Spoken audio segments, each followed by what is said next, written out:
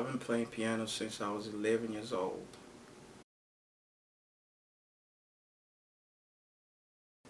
Producing was something that happened naturally. When I was young, I was playing chords, and I always had this urge to add more instrument. And I just started doing this on a little Casio keyboard, just started building from there, and that's how the production came about.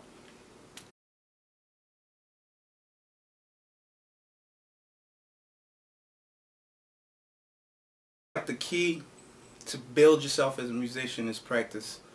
Um, but nowadays you got YouTube. You could go on YouTube and search how to play a certain song. But before that, I just kind of learned through practice.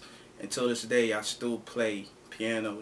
I feel like there's always something to learn, and I feel like that kind of helped me with my production side when it comes to composing.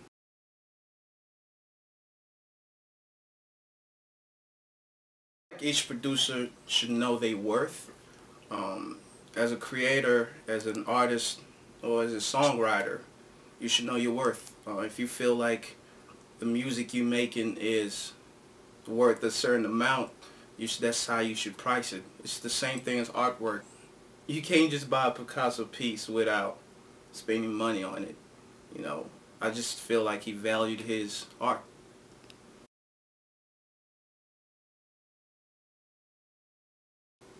My advice to singers, songwriters, producers and songwriters, find somebody that you know that's good and y'all build together. And I feel like you guys will attract the masses. Like once you do that, you'll attract the majors. They'll come to you. Like I don't feel like people gotta waste their time trying to submit demos, because you'll be surprised that stuff gets tossed away easily. Build your brand, and once you do that, people come knocking at your door like quick. It's all about what you present to the people. If it's good music, people will rock with you no matter what.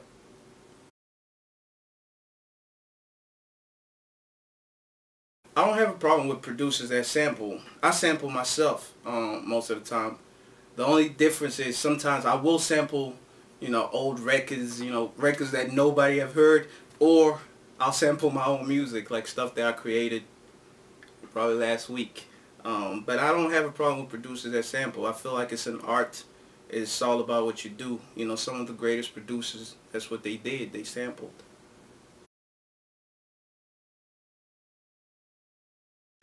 I don't believe in writer's block. I feel like there's just levels of creating. Like you could make a beat right now. It might sound so whack, but it's still a beat. It's like you just might not like it. So that's why I don't believe in writer's block. I feel like it's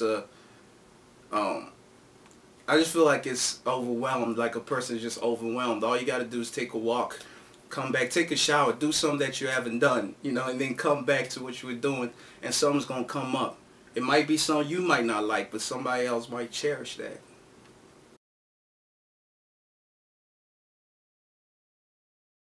There's a lot of platforms right now, like YouTube, Vine, Instagram, Snapchat. We've been given the platform to perform, and it's all about you being consistent. Don't post something on YouTube and then come back 3 months later expecting people to, just adapt to you. Like you gotta be consistent. It's pretty much consistent effort.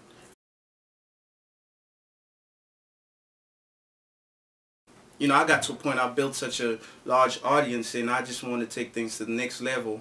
And I thought, why not just go major, but still keep the independent mindset? So what I did, I told my fans to reach out to JD on Twitter, YouTube, and tell him Mike Kalombo wants to work with him. And I think 8 hours later, JD reached back out to me and said, yo, I F with you, and that was the beginning of that.